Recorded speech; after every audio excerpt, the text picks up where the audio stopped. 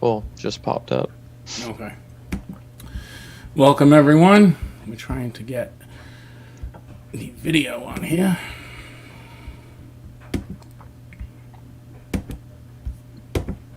Getting a lot of adoption, people putting on their balance sheets, accepting his payment. Tesla, we just heard Time Magazine doing the same thing. What are your thoughts on that? Well, so look, if I zoom out as far as possible, to when I first got exposed to Bitcoin at the Dialogue conference years and years ago, like, wow, we're somewhere, I don't know where we are today, but we were at $2.2 trillion within the last handful of days.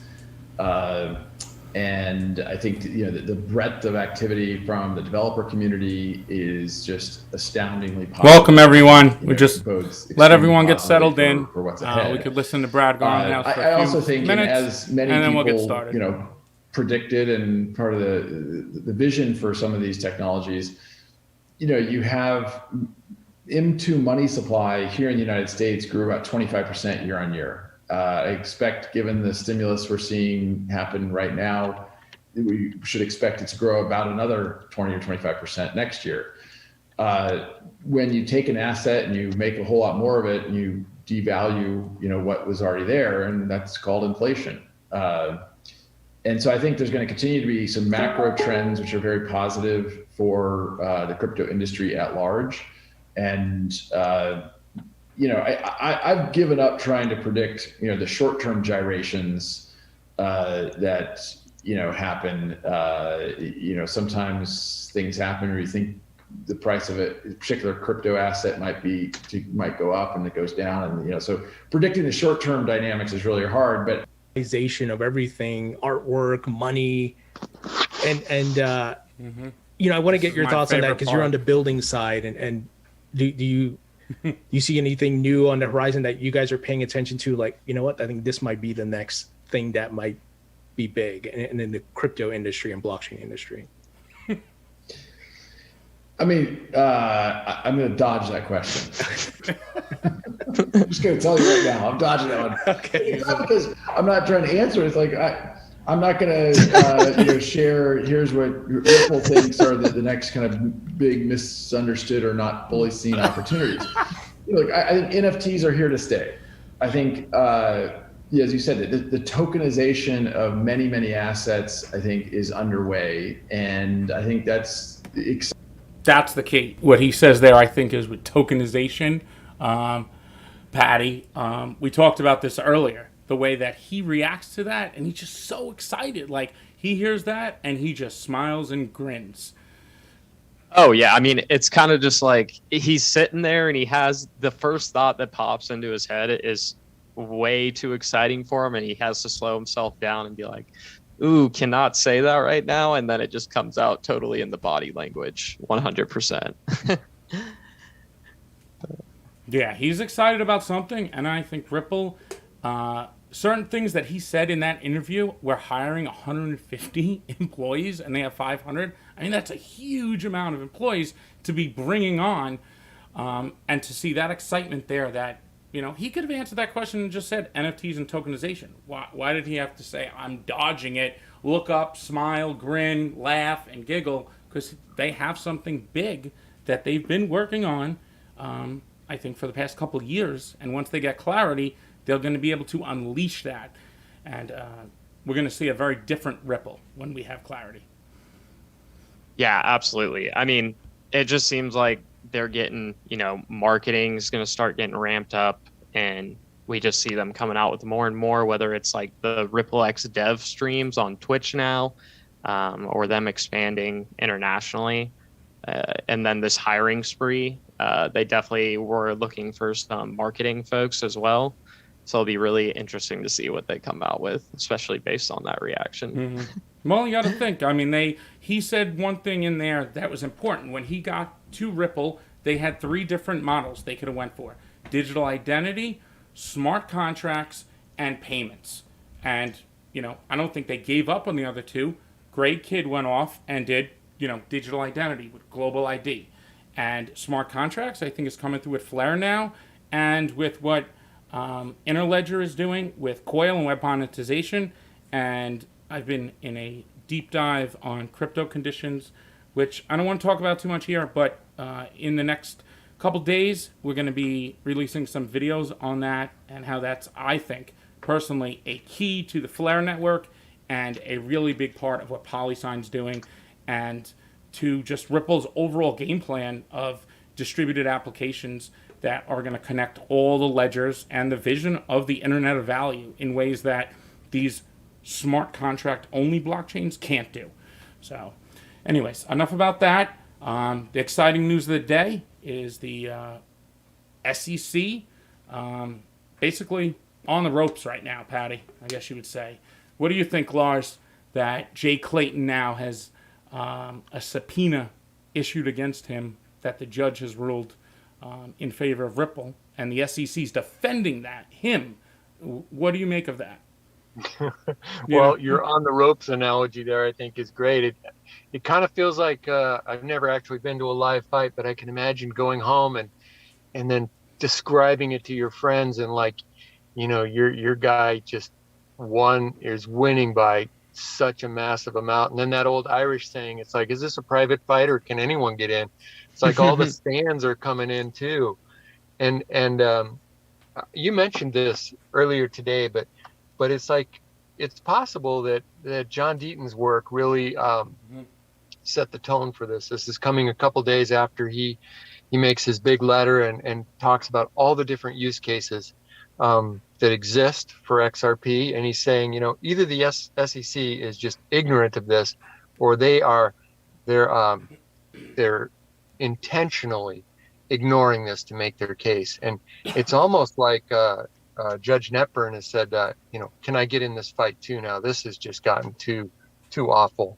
And I'm stunned.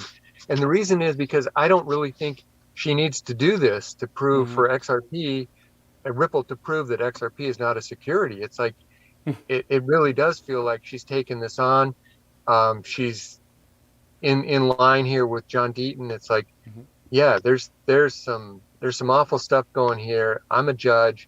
This is what I'm supposed to do. I'm trying to clean up and be law and order. That's my sense of it. Well, let me ask you, Patty, now that, Jay Clayton left that last day. So since they subpoenaed him, I want to ask you what you think on this. He left that last day thinking, hey, I'm going to slam Ripple with this enforcement action. We're going after Brad and Chris personally. We're going to say it's a digital security. All the exchanges are going to delist. The community's going to turn on Ripple probably. And I'm going to go off on my merry way. So from the time he left till this subpoena, he didn't probably think there was a fear. What do you think is going to be found? And what do you think his attitude and, what he's done in the meantime? Has he really thought anything would happen to him? I think from most of the interviews I've seen him do, especially surrounding crypto or just like live talks, he's been extremely smug. And he kind of beats around the bush a lot and doesn't, he'll give like a statement on Bitcoin that is non-binding apparently and stuff like that. So I don't know, his whole operation, not a big fan of what was going on there. But with this thing with the One River Asset Management, where they're going to subpoena like all of his stuff with them, and I want to say going back like maybe 2012, I saw it's a pretty long. Yeah. So we already know that like all these SEC, what are they? The chairman, like the group of 5, a bunch of them have ties to firms that are directly involved in Bitcoin, Ethereum, and then mining firms in China, which we know have a lot of the hash power for some of these tokens. So, it's just a major conflict of interest. And I'll tell you what, it's one of the biggest coincidences I've ever seen, if there's not anything that, is shady going on. Oh, absolutely. Those links are too blatant. They are. And I think a lot of this has to do with Ethereum because, Bitcoin doesn't have any company behind it. It has a founder that nobody knows. But Ethereum was the root cause of the ICO craze.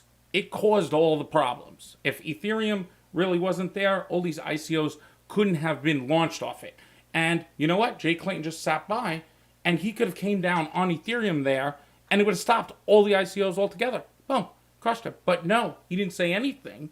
And Deaton coming in, I think, and basically being the ones that are supposed to be defended by the SEC, from what Deaton said, he also accused Jay Clayton of some shady activities, and he showed evidence of it. So Judge Netburn's like, okay, well, now we have the people that the SEC is supposed to be defending saying that he's doing these certain activities and he showed evidence. And now Ripple's saying certain things.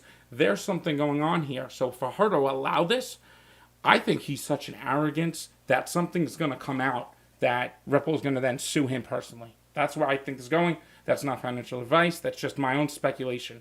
I think it's worth actually taking the time to just share what's in here. If you've already read it, it's worth hearing again. But there's 7 points, and if it's okay, I'll share the first 5 because I read number 1 and it's, oh my gosh, it says all documents reflecting the company. So that's One River, the company's communications relating to Jay Clayton. It's like, oh my God. Then number 2 says all documents reflecting communication by the company with the SEC since January 1st, 2012, regarding the legal status of any digital asset, including but not limited to Bitcoin, Ether, and XRP. And then it says, number 3, all the documents reflecting company communication and or analysis since 2012 regarding the legal status as a security of Bitcoin, Ether, and XRP, including but not limited to any reliance by the company on any statements made by Jay Clayton. This is just incredible.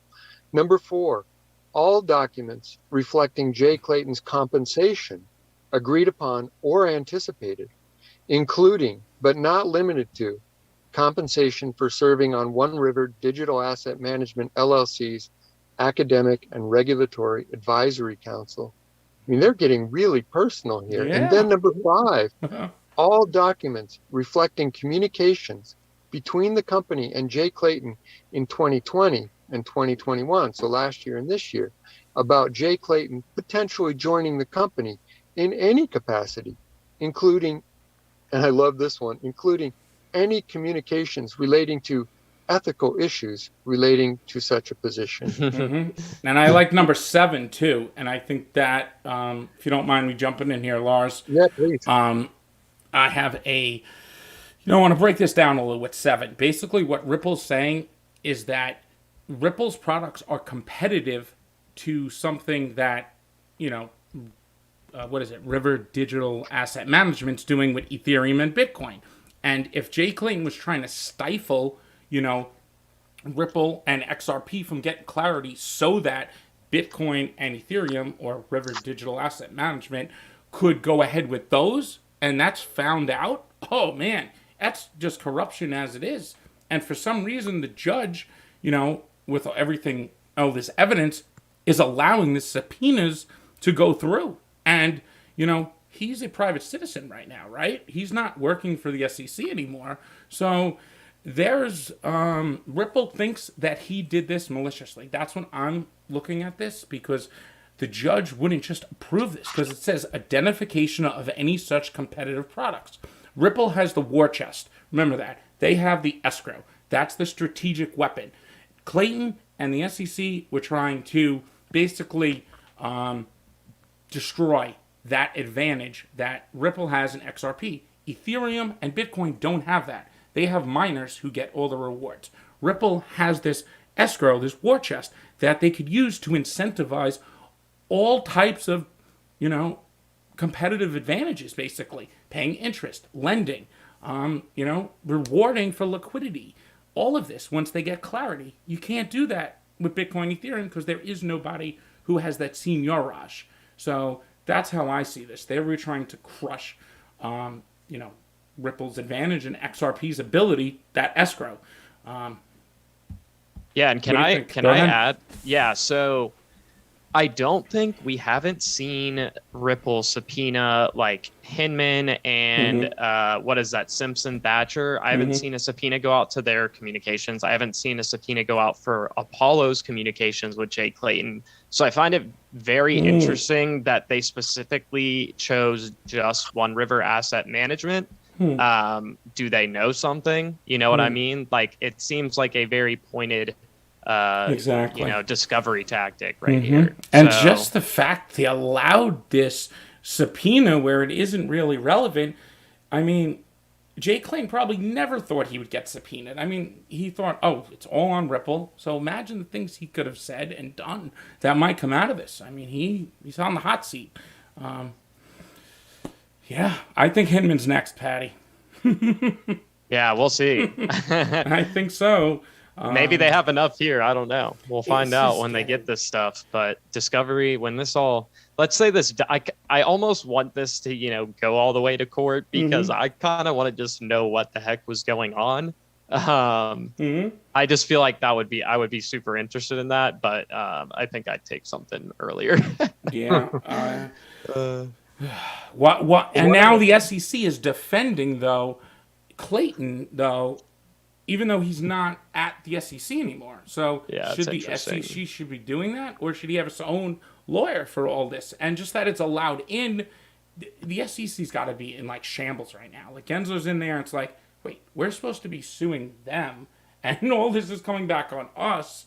The retail investors are attacking us. The judge is subpoenaing former chairman. Genzo's got to be like, oh my God, this is basically, a circus. I mean, and the optics are very bad.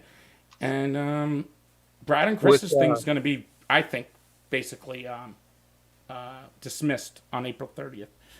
That's my opinion. So with Clayton and with Hinman sort of being compromised characters, and then the SEC stepping in to, try to like protect them, it at least raises the question of how like endemic this sort of action was, that people were just looking out for themselves and not really upholding the law.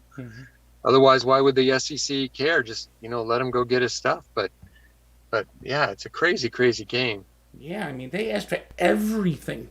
Digital communications, documents, spreadsheet, everything, relation. And she gave the okay to everything. Any PowerPoint, presentation, anything. See how they refer to Ether a lot? Because that is kind of the competition. If Clayton was in a position to hold back Ripple and XRP and give an advantage to Ethereum if he wanted to. So the question is, did he do that? And is there evidence beyond just, speculation or circumstantial? But if they find hard evidence here with this, say linked with, say Coinbase asked the SEC, hey, is XRP a security? And they came back and said, well, it has some utility. We can't say it's actually a security. Like, all it has to be is something in there that the SEC admits that XRP is not a digital security. It's going to look even worse and worse and worse. And I think those documents are out there. Brian Brooks was at Coinbase, and now he's at Binance US. And we know these employees move all around, right? They go from exchange to Ripple, Ripple to exchanges. So everyone talks, and I think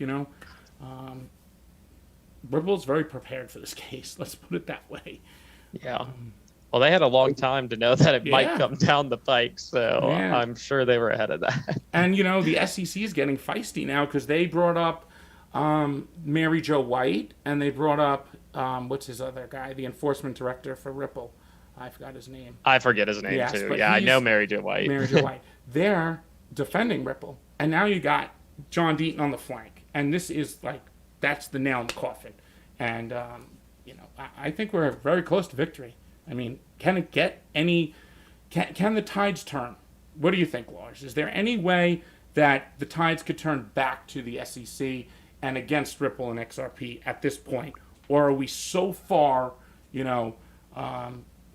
having the SEC against the ropes that it's almost near the end?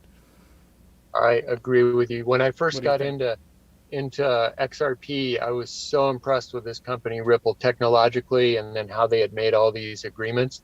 with all these different companies, for RippleNet and stuff like that. And now it's like, oh my gosh, I am so impressed with these guys legally too. I don't think the tide will turn. I thought you were going to say, could it get any worse for the SEC? And I keep thinking it won't get any worse for the SEC, but then it does. Yeah, it actually does. Well, I'm just saying, is there any way they could kind of fight back? Like, is there something they could come back at Ripple and it switches, the narrative back, But Ripple... Go ahead. I was going to say, it doesn't seem like it, because the case when it was originally brought was, kind of weak from the beginning. So... And they tried to throw out all the stuff, like they tried to paint the Ripple execs as, villains and everything, and that didn't work. I think their whole game plan coming in was to get all the XRP holders on their side, and that's not what happened at all. Another thing is you're starting to see Garlinghouse make more and more public appearances. And he was quiet for a long time, and now, just like the Great Thinking Crypto video yesterday, he's becoming a lot more outspoken in public, and it seems like they're pretty confident. They are, yeah. And I'm very proud of the XRP community. I think that we should all be proud of everyone who supported John Deaton, and I think we should be thankful of him and signing that petition, because I think that's having a huge impact. And it's hard to see things happen behind the scenes, but the SEC stands behind, we're here to defend the retail. That's what they, everything they do, that's what they say. Now they lose that, and the retail is actually calling them out, the investors. And it's not just embarrassing, it's exposing their flawed logic, their frivolous lawsuit, their blatant lies that XRP doesn't have utility. Basically, Deaton just decimated everything that prosecutor said. He called him out on the contradictions in the Telegram case before Ripple even has had a chance to argue all that. This is, I think important because it's still discovery. But Deaton brought all this out now. So now it's in front of the judge like, oh, wow, there's all these use cases here. There's all this happened, this, and this. It obviously had an impact because they agreed with the subpoena here. What do you think Gensler can do in his situation now? I want to ask you guys. What do you think he does? Oh, go ahead, Lars. Oh, I think a lot of times when we see stuff out in the press, there's somebody gets chosen as a scapegoat. And it's not that Clayton is being set up as a scapegoat, but he's definitely sitting there as somebody who can serve that function, has put himself in that role of serving that function. So I think it's a real opportunity for Gensler if he wants it or needs it to say, look at all the corruption in this. We can't go ahead with any integrity on it. And he can come in as the kind of the knight in shining armor guy that looks good almost no matter what compared to what was there before. Yeah.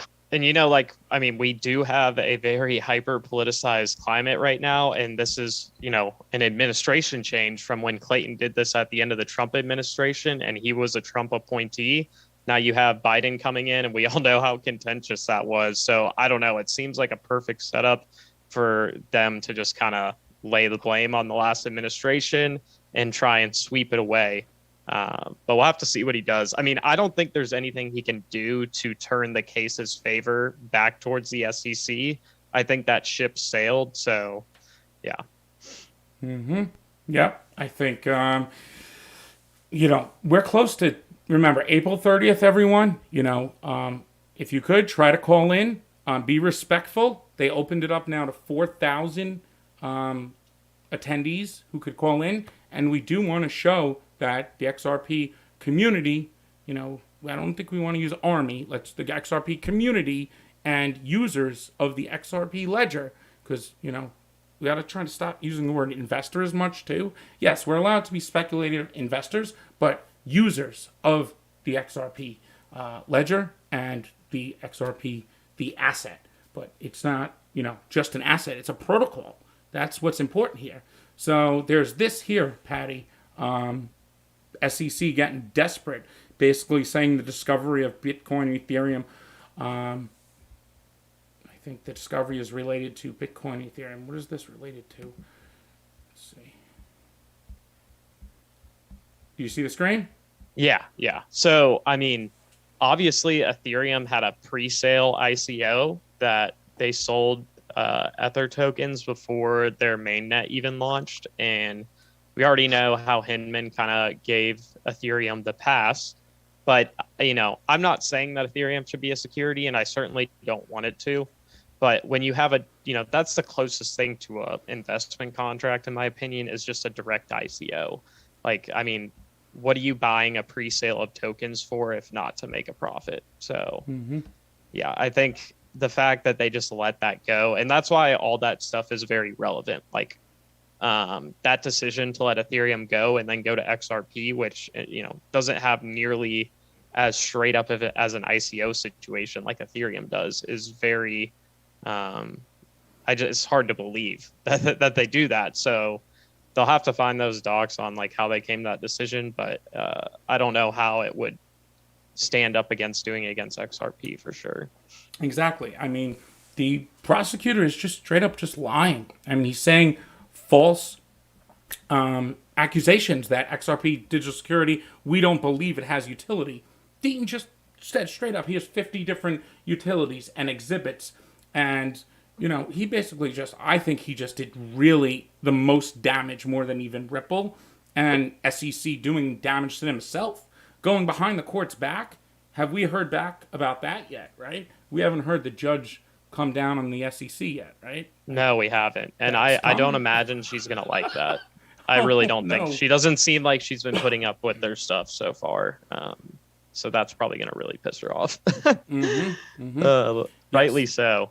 Yes. So the CFTC, before we switch topics here, once we're done with the SEC here, the CFTC is going to be the regulator for, I think, most of the activities that we're going to be using crypto for, and a lot of Ripple's use cases and exchanges. And we have to keep in mind Chris Brummer, who I think is a genius, is going to be leading the CFTC. And I think Congress, is putting this working group together. The SEC is not giving themselves a good look, in being the regulator for crypto. The CFTC has, I think, shown an initiative to hire people from Silicon Valley, put together the working groups, a large actual fintech lab, not just like a back room like the SEC calls it. The CFTC has been proactive. They're for innovation. They don't just say things, they do things. They did a whole presentation on DeFi, talking about a safe harbor for DeFi. So the CFTC, I just want everyone to know, is nothing like the SEC. So if we get under their purview, it's direct line into the capital markets for Ripple and XRP. Yeah. I'd say just crypto in general, that'd be very bullish for the long-term future if CFTC is overseeing most. They commented here, networks. So I didn't know this. They commented on the Ripple SEC case, actually. Oh yeah. Yeah, that's interesting. And we can't go without saying that. The former CFTC chairman said XRP is not a security. And they met in October of 2020 and had a joint meeting for the first time ever to discuss their differences. And what came out of that? Did the CFTC say, you know what? Hey, we disagree with you, but you know what? If you want to go embarrass yourself, go embarrass yourself. And I feel like that's what took place. And the CFTC seems like the, I think, more credible organization right now. And, when it comes time for Congress to decide which agency to be in charge of this, the SEC doesn't have a good look. I mean, are we going to get to the corruption stage here, where Justice Department gets involved?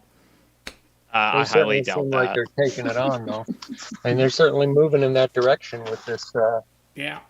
Because I don't think they needed this subpoena in order to prove that XRP is not a security. This seems like they're actually lifting something up, and we're trying to clean some stuff up here. Exactly. And remember, these are the same Judge Nepperin who denied the SEC the ability to look into Brad and Chris's personal finances, which that's the charge against Brad and Chris. So it is very interesting, the turn of events and the way these judges and, Netburn is being a fair, honest, neutral judge. And I think, we should be happy that we have a court that's neutral like that. And I'm sure she speaks with Annalisa Torres, who probably read Deaton's. If you read that 188 pages and the 36, she has to be moved by that. I can't see how you're not. That's the people that they're supposed to defend. And they're just basically saying, hey, you hurt us deliberately and you ignored us either from ignorance or deliberately. And the former commissioner of the SEC, Grunfest, warned you not to do this. But, one thing we do have to say here, without keep bashing Clayton, 3 of the 5 SEC commissioners voted to bring this enforcement action. So there is that, just to play a little devil's advocate on the other side, that was the SEC's argument. So how did Clayton get those 2 other, let's assume Roisman and Hester Pierce voted no. 3 of them did vote yes. So, we can't say it was just Clayton. Right, Patty? Yeah. No, it definitely wasn't just Clayton. But, he's the head guy. So I'm sure he has a little sway on the people below him, too, to help that get through. And, it's obvious. I would assume Roisman and Pierce probably didn't vote for it. But still, it's not great. They see this going on. And I just haven't heard much. It's not really party lines here. Not in at that all. vote. But when Gensler gets in, he could just say, "Hey, that's the old administration." If he wanted to, how's he going to, make the SEC look good again? Get past this. Move it on, throw it under the rug. Otherwise it's just going to keep getting worse. I think, for the SEC. And we're going to get clarity. I think the Goldilocks zone is coming, where XRP has this period between the end of this case, or at least, we could have clarity before the case is over. As long as Deaton gets to intervene, gets summary judgment, or the SEC drops the claim that XRP is a security. But he could still intervene and force the SEC to either say XRP is not a security by law, or the judge summary judgment. That's what he told me. That's what we want. Is there any chance, Lars, that the SEC can just drop the case? Is that possible in a situation like this? Yeah, I don't know the legal answers to those things, but my mind is actually starting to drift a little bit to a different topic. Okay, let's switch it up. I don't know. I'm not going to do this well, but it kind of brings it a little closer to home. In the last couple of weeks, well, I guess I want to say how much XRP has changed my life already. So it's 5x for me compared to where I bought it, and my life is different because of that. And so personally, I recognize how important this is, but it's important for each and every one of us that's in this. And so we're talking about millions and really billions of dollars difference that this is making in our collective lives. And in the past couple of weeks, there's been a couple instances where I've seen people that hesitated to give information or gave information out that was influenced by things that they're supporting, sponsorships. And I don't say this to be mean to anybody. I don't want to do that at all. But that's peanut gallery stuff. Whatever a person is getting paid to do something for something, compared to the big picture of what we're playing here, it makes me angry. And it makes me angry because we're coming and we're looking for the best possible information to make the wisest decisions we can. And there are big decisions to be made coming up as Flare launches and we decide, do I go the XRP to FXRP route? Do I delegate? What does it mean to do that? How do I get involved with Flare Finance? These are decisions that are going to have enormous economic impacts on us. And if we end up in positions where people are giving out information that's compromised by who they're beholden to, I guess it's a word of caution to everybody.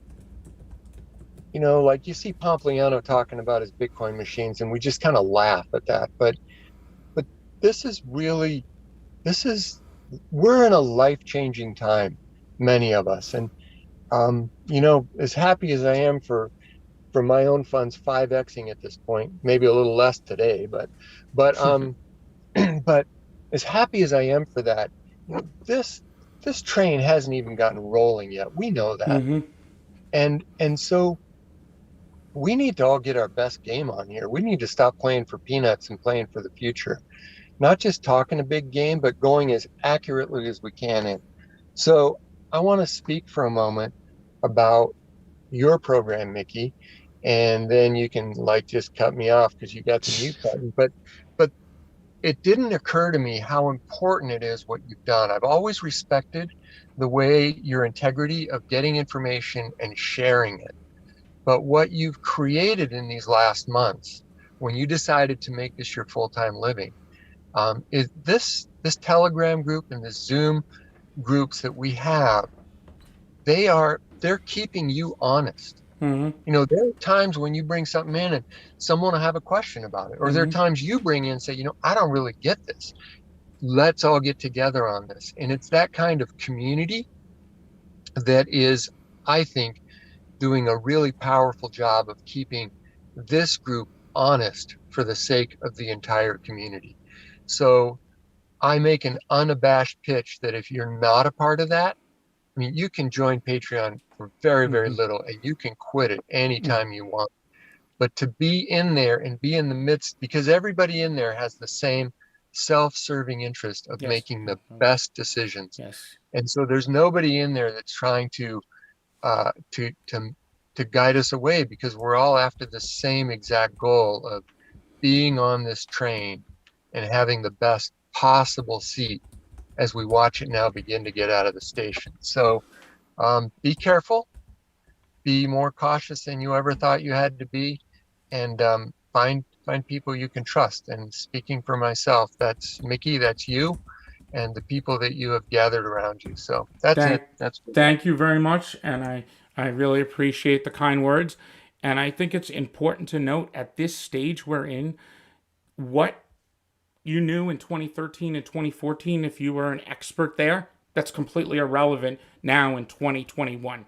This market and industry is moving so fast to keep up. It literally takes a group like that of like-minded who want to help each other and put in the effort to dig into the technicals, because sometimes you have to help the everyone else understand. Like, I'm not going to go into the details, but you need a few people who dive into those technicals, break them down on an, just layman's terms, but those people on the layman's terms also have to level up their knowledge a little. So we meet in the middle and everyone helps everybody. Because sometimes on Twitter, it's just a swamp of everything.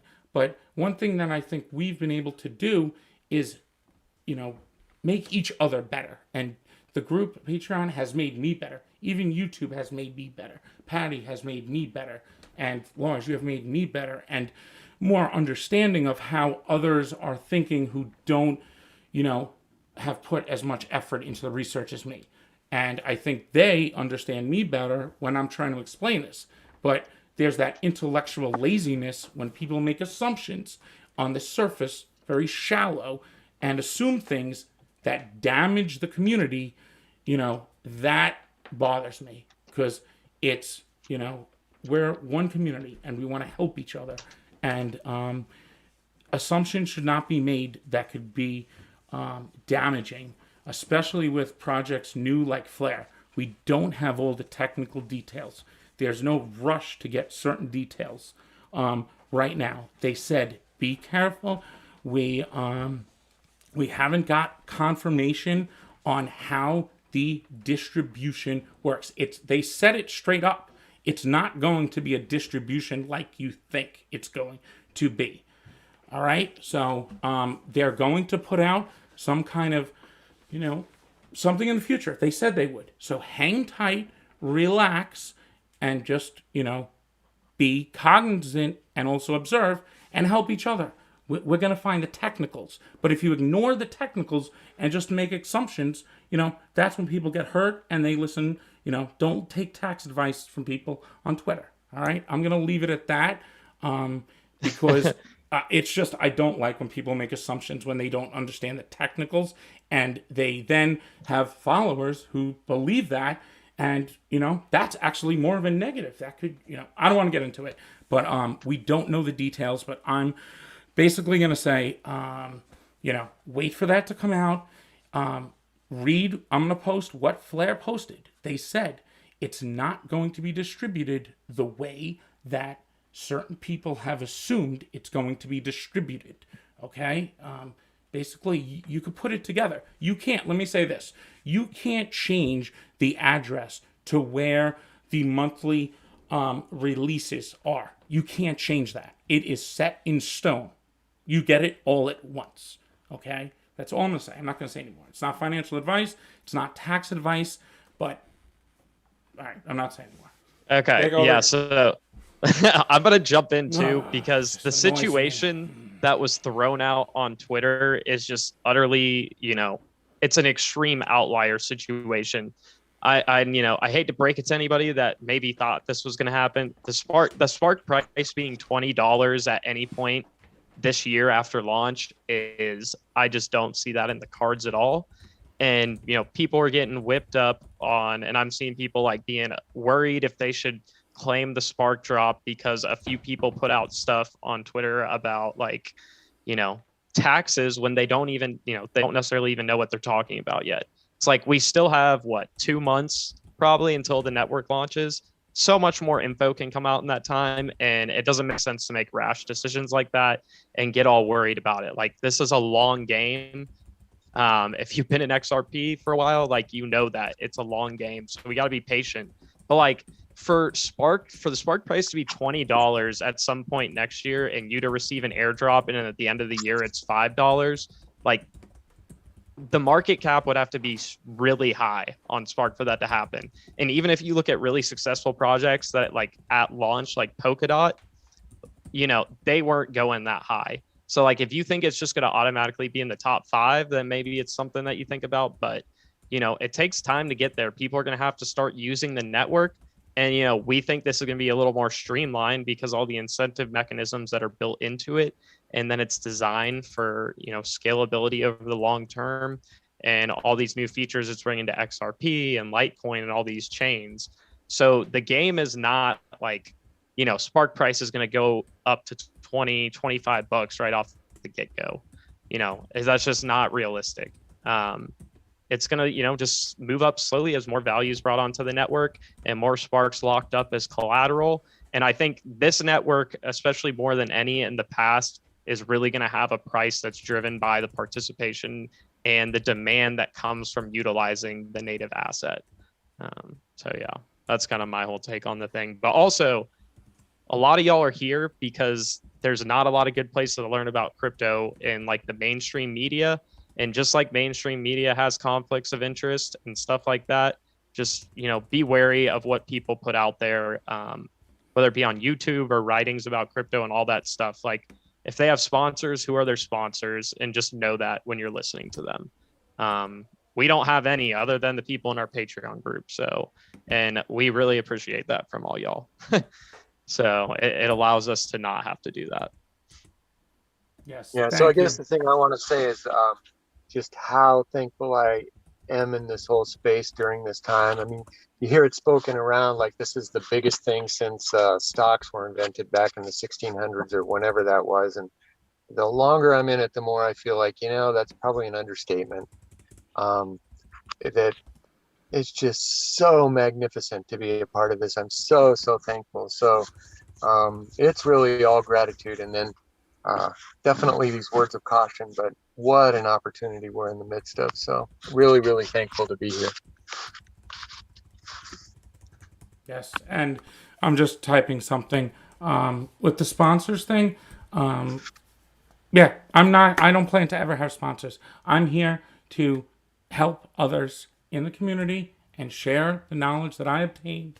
And we're in this together. We can make money on Flare, a lot of it. This is an opportunity, an advantage. And those who are not understanding of what Flare is and don't take the time and effort to look into it will just brush it off or sell their Spark early because, they heard somebody else said, I'm going to pay income tax on this or whatever. And they don't understand it. But those that do keep up and follow us and what we do, I think I'm seeing a lot of responses and comments on the YouTube videos that make me really, feel good because people are starting to understand it. The light bulb moment is coming. And, I don't waste time saying, hey, hit like and subscribe. I think you're all intelligent enough. If you like something, you hit like. If you want to subscribe, you subscribe.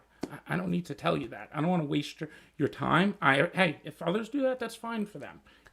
And I don't want to waste your time with sponsors. You got to sit through the ads. I'm not going to sit here and give you more ads. I just want to give as much information as possible and not waste your time. And I try to base things on facts. And we have a team, so it's nice that I could bounce things off Patty and we could discuss, and Lars. So it's not just me, and I'm very, thankful that, Patty, Lars, and the whole Patreon group. I mean, there's some smart people in there that have got together, and we're all helping each other. Oh, Lantern, thank you. That's much appreciated. And Lantern is one of my partners in deep dive research that is going to help me with these crypto condition videos. So. In the moderator group, I mean, when you're here on the live stream and you got questions, you're getting a lot of answers directly there in the live stream from this moderator group. So thanks for all of you who show up to give that assistance every time. Yes, because the time's going to come when we get close to Flare launching. It's going to be, an opportunity of a lifetime. Like, I really believe that, hey, there is a chance that, Flare has issues with their security, has issues with smart contract. It's delayed. Hey, those are chances that are possible. There's chances things go wrong. But if everything goes as planned, you have a huge opportunity. You literally take your XRP you have now and you bring it there and you get a free asset every day. That gives you cash flow to get more of that asset every day. Like, that's a no-brainer. I mean, just to understand that. We just don't have all the details yet. So be patient, but you want to be early to this party because that's where the I don't know what the word is, Patty. Well, I'm going to add to that. I don't know. Yeah. I'll add on to what you're going with. It's. I so want to answer that, Jay Johnson, and you know what? We will. Patience. Soon. Soon. Just give us a little. Just give us a little. All right. Please, no more tax questions. All right. The first, it's coming at 0. Okay. There's no income tax on the first drop. The second, the distribution after that, we'll discuss in the future. Okay. But the first one is absolutely 0. So anyone tells you there's income tax is none. It's 0. There's no market exists. You're going to get it before the market exists. The future distributions, that will be discussed further. Go ahead, Patty. Yeah, no, so I was going to add on to like what you're talking about. Like, we're getting an opportunity to compound what you've already put into an asset. Like, you don't have to ever buy any more crypto again, possibly, like with this network coming online, and you'll be able to increase what you have without even putting any more fiat dollars into it, which is kind of crazy to think. And then, let alone not just earning Spark. If you have Spark, you're going to get the Flare Finance airdrops. And then if you participate in Trustline, there's more tokens. So you're going to start having, let's just say you start with XRP, you're going to just naturally start diversifying into other assets by participating into the system. And then also, for providing collateral through the F asset system, we don't even know how all that's going to get paid out yet, but we do know the creation fees come from they're through the native asset on the blockchains that are being integrated. So it's potentially you could earn yield in XRP, Litecoin, Dogecoin, Stellar, or Bitcoin in the future, or anything else that's brought on. So there's just a lot of options. So I'm very excited about it. Yeah, I'm super excited. We're getting close. So remember, everyone has to have their claim done by June 11th. That's it. After that, you can't claim. So just keep that in mind.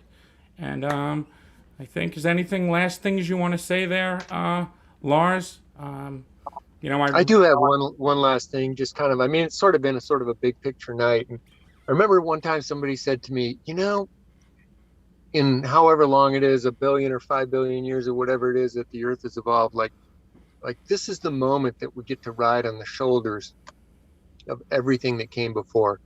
And this is a big moment. So I invite, if you've been thinking about it, how big a game you want to play and all that stuff, I think those are great thoughts. So put on a big game hat, and we're the ones that get to move this planet forward a little bit, and it's a good time to be thinking about how we want to do it. And again, my appreciation that we all get to be in this together. Yes. So DSGR Hey, has a good question here, Patty. Just before we yeah, I have to bounce in 2 minutes. So. Okay. When the Flare token are issued and your snapshot was off ledger, are they going to the ledger? Which ledger? Are you talking about the Nano ledger or the XRP ledger?